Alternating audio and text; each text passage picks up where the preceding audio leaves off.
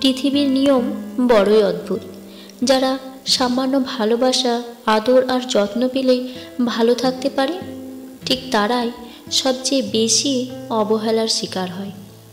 যাদের চাহিদা খুবই নগণ্য, যারা অল্পেতেই খুশি হয়, যারা কেবল ভালোবাসাতেই সুখ খোঁজে, তারাই হয় পৃথিবীতে চরম অসুখী।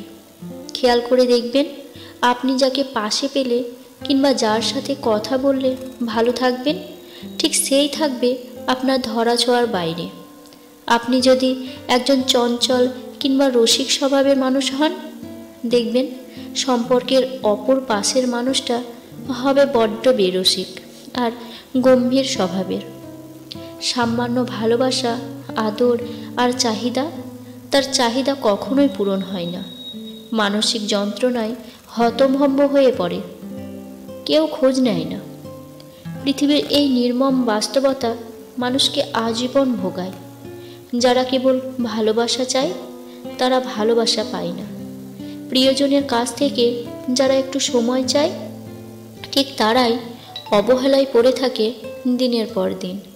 অথচ কেউ দেখে না সুন্দর হৃদয়গুলো দিনের পর দিন কতটা অবহেলা, আঘাত, যন্ত্রণা সইতে সইতে শুনশান নীরবতায় হারিয়ে যায় চোখের পলকে।